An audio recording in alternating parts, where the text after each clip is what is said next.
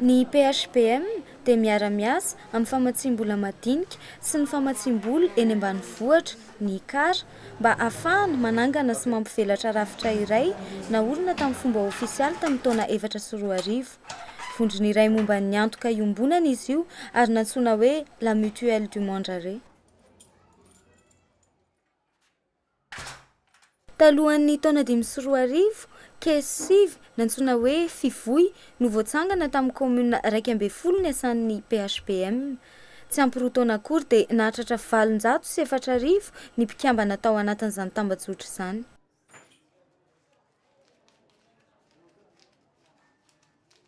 Izany fomba ara-banky izany dia mifandray tanana akaiky amin'ny fomba fiasan'ny sopotra iombonana fitehirizana ary antaratasy izany. Salama conseiller. Salama toko. Ahoana marisa? Tsisy. Zaho conseiller anjily angata manao demande raha hanao CCV. Ireo mpamokatra dia nila antoka na ahafahany trosa ary ny vokatra fary sy tongolo no nananany.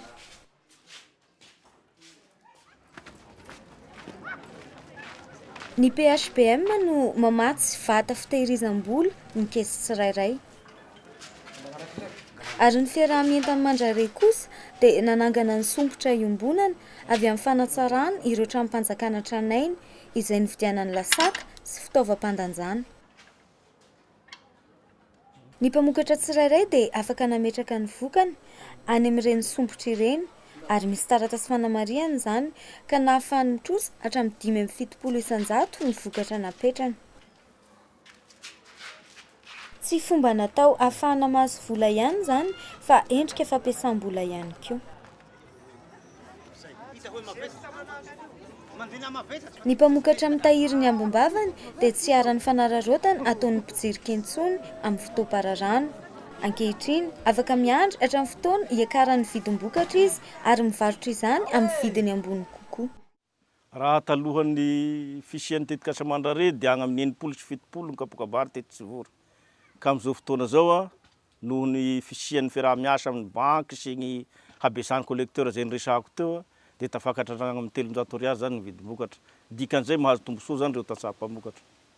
Ny fitehirizam-bokatra sy ny taratasy momba izany dia nanatsara ny fiam-piainan'ny mpamokatra ary koa nampitombo ny fahafahamanao teo amin'ny lafin'ny fanodinana. Ary ny fahavononana niatrika ny lafin'ny ara-barotra dia nampifandray betsaka ireo mpamokatra tamin'ny tsena teny an-toerana ary koa tany an-kafa. Teo ampamaranana ny Tetikasa tamin'ny taona 2004, ny tomban'ezaka nataon'ny FIDA dia nahatsapa fa nanohana Tetikasa madinika 310 ny PHBM raha ny lafin'ny Fambolena, fiompiana ary ny tontolo iainana noho ny tahiry ho amin'ny finiavana teny an-toerana. Ary izany no nahafahana, nampitombo sy nahamary toerana ny fidiram-bola sady nanatsara ny fiahiana ara-tsakafo.